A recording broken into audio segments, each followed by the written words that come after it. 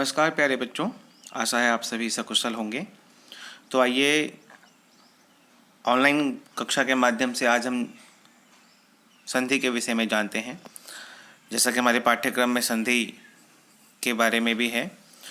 हालांकि संधि हिंदी भाषा में भी आप लोगों ने पढ़ी है, तो संधि जो संस्कृत में है लगभग वही हिंदी में भी उसका उपयोग किया जाता है। तो आइए प्रारंभ करते हैं। संधि, जैसा कि संधि का अर्थ है जोड़ना। बात आती है अब किनको जोड़ना, तो दो वर्णों को जोड़ना। यहाँ पे वर्णों को ही जोड़ा जाता है, इसलिए वर्ण संधि भी कह सकते हैं इसे हम। और चूंकि वर्ण के तीन भेद होते हैं, स्वर, व्यंजन और अयोगवाह, इसीलिए संधि के भी तीन भेद होते हैं, स्वर संधि, व्यंजन संधि और विसर्ग संधि। अब स्वर संधि किसे कहते हैं? तो स्वर संधि जिसमें दो स्वर के वर्णों को जोड़ा जाए। यहाँ दोनों ही स्वर के ही वर्ण होते हैं।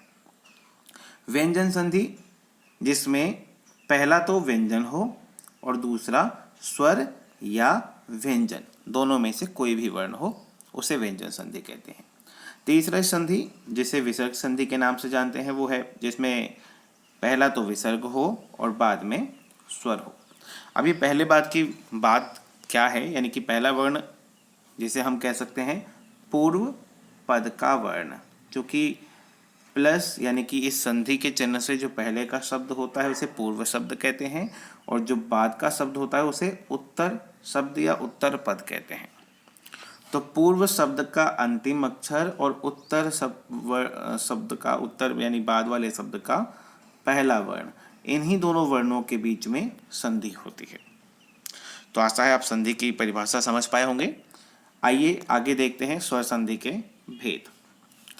स्वर संधि के मुख्यतः 5 भेद होते हैं, जिसमें से पहला दीर्घ स्वर संधि, दूसरा गुण, तीसरा वृद्धि, चौथा यण और पांचवा भेद जो होता है वो होता है अयादि संधि। तो एक एक करके इन संधियों के बारे में हम जानेंगे।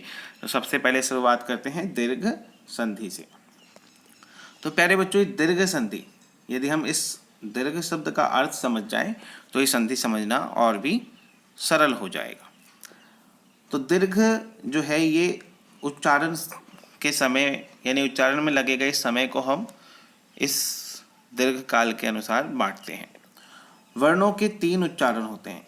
वर्ण को जब हम उच्चारण करते हैं और वो भी स्वर वर्ण को, तो उसके उच्चारण के लिए हमें 3 प्रकार के उच्चारण को देखना होगा, जिसमें से पहला होता है ह्रस्व यानी कि छोटा उच्चारण, दूसरा होता है दीर्घ यानी कि ह्रस्व से थोड़ा बड़ा उच्चारण, और तीसरा होता है प्लुत जो दीर्घ से भी ज़्यादा उच्चारण समय लेता है।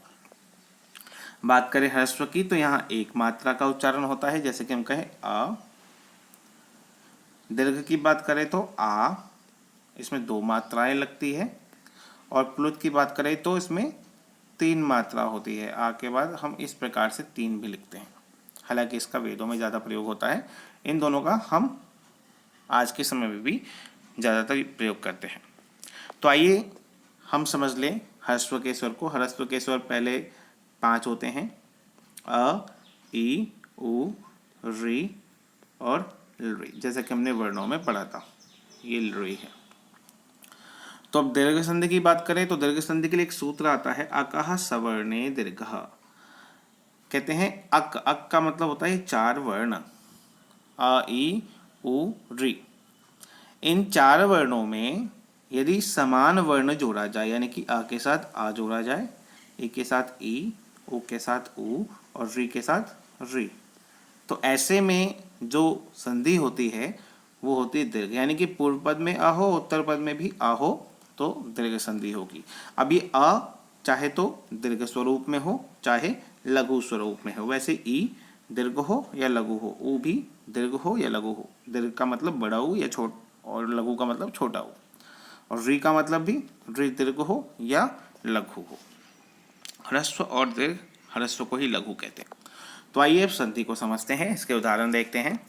सबसे पहले बात आई जब अ और आ यानी कि पूर्व पद के अंतिम अक्षर में आ हो और उत्तर पद के पहले अक्षर में पहला वर्ण जो है वो आ हो तो ऐसे में इन दोनों को जोड़कर आ बनता है, दीर्घ रूप बन जाता है। ठीक, उदाहरण के माध्यम से समझते हैं। पहला शब्द है धर्म, दूसरा है अर्थ। अब बात करें धर्म शब्द की, अगर वर्ण विच्छेद करके देखें हम धर्म को, तो पहला ध, दूसरा अ, तीसरा र, धर म और अंत में आता है आ। तो इस प्रकार से हम समझ पाएंगे कि धर्म का जो अंतिम वर्ण है वो है अ, जो कि यहाँ पे बताया गया है। और अर्थ में तो यहाँ साफ स्पष्ट हो पा रहा है कि पहला अक्षर आ है। ऐसे में हम आ और आ को जोड़कर क्या बना देंगे, बड़ा आ। तो यहाँ पे ऑब्वियसली जो बाद का आ है वो खत्म हो जाएगा और यहाँ पे ये आ दीर्घ हो जाएगा। तो बन गया ये धर्मा, देखिए बन गया धर्मा, धर्म था अब बन गया धर्मा। और अंतिम वर्ण क्या है, थ, तो क्या बन गया ये धर्मार्थ। ठीक है, इसी प्रकार से हीम अल्प क्या बन गया, हीमाल्पः। यहाँ के आ को और यहाँ के आ को हमने दीर्घ आ बना दिया, तो यहाँ पे हमने दीर्घ आ का प्रयोग कर दिया। अब इसी प्रकार से यदि अ लघु हो या दीर्घ हो, जैसा कि मैंने बताया दोनों सवर्ण कहलाते हैं। सवर्ण मतलब समान वर्ण, तो भी क्या बनेगा, आ बनेगा।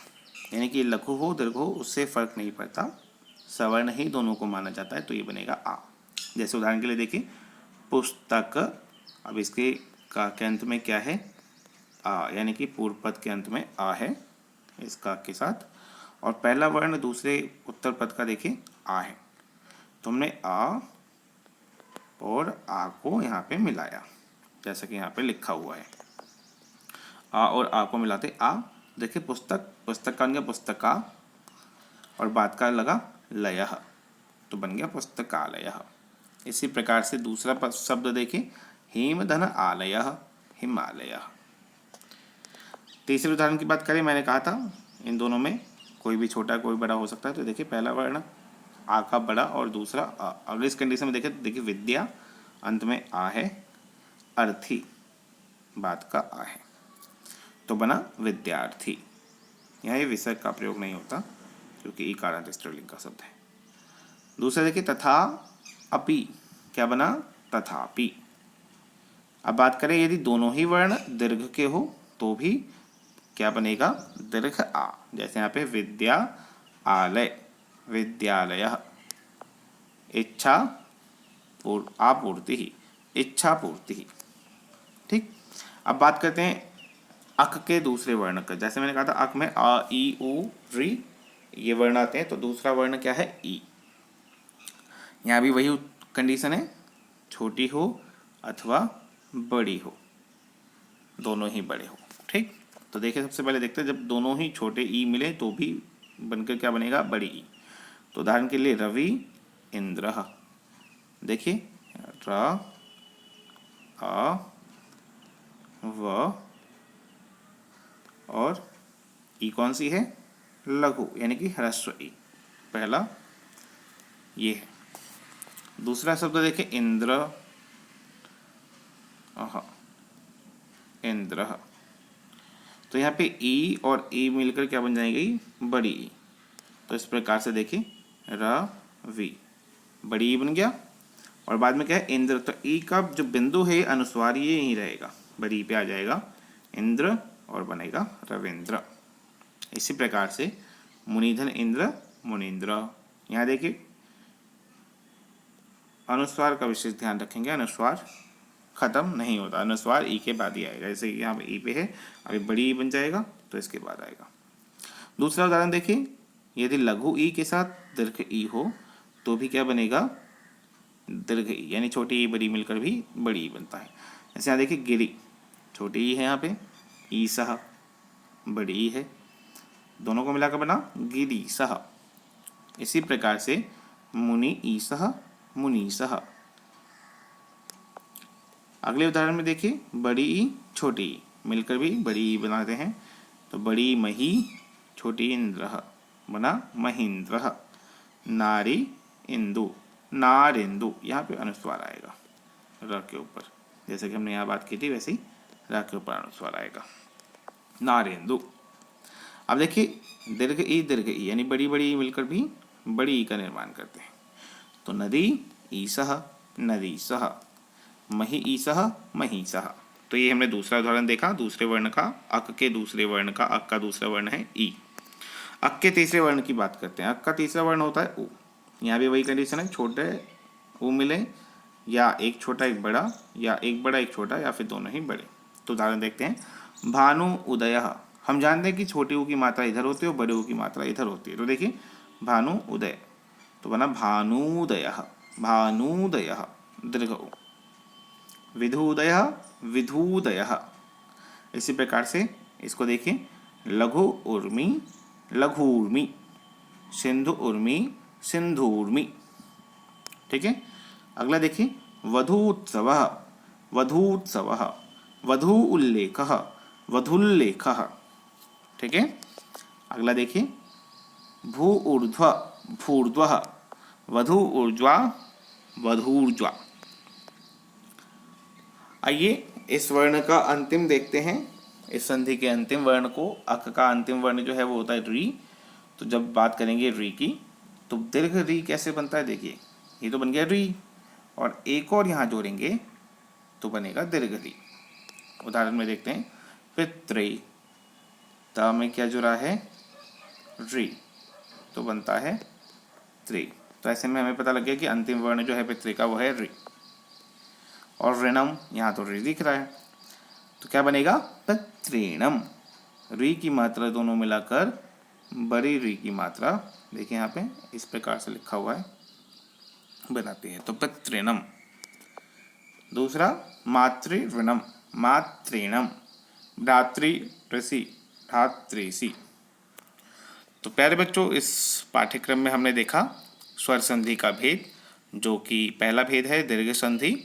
और एक बात और स्पष्ट करना चाहूँगा कि संधि करने से किसी भी शब्द का अर्थ नहीं बदलता। संधि, जैसा कि मैंने पहले बताया, दो वर्णों को जोड़ना ही संधि कहलाता है। दो वर्ण यदि स्वर के हो तो स्वर संधि होती है, और दोनों वर्णों को जोड़कर जो परिवर्तन आता है वो केवल वर्णों में आता है। यानी कि शब्द को देखने में तो लगता है कि अंतर हो गया, यानी बदल गया शब्द, परंतु अर्थ में कोई परिवर्तन यहाँ नहीं होता। इस बात का विशेष ध्यान रखें, क्योंकि अर्थ नहीं बदलता। जैसे पितृ मतलब पिता, ऋणम यानी कि उधार, यानी कि ऋण, यानी कि कर्ज। पितृणम का मतलब पिता का कर्ज। वैसे मातृऋणम, माता का कर्ज। भ्रातृ ऋषि यानी भाई ऋषि के समान। इस प्रकार से हम इन शब्दों के अर्थों को भी समझ लें। तो आशा है आप सभी को यह संधि का भेद स्पष्ट हो गया होगा।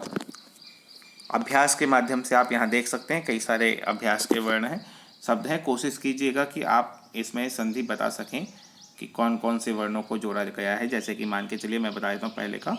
पहले में पहला वर्ण जो है वो है आ, और दूसरा है आ, दोनों मिलाकर बन गया आ दैत्यारी। वैसे ही इसकी बात करें तो पहला वर्ण है छोटा ऊ, और दूसरा वर्ण है छोटा ऊ, दोनों को मिलाकर बना बड़ा ऊ, सूक्ति ही।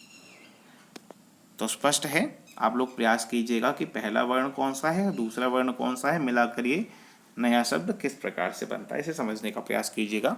यदि फिर भी कोई शंका हो तो कमेंट बॉक्स में कमेंट कीजिए और मुझसे प्रश्न कर सकते हैं आप लोग।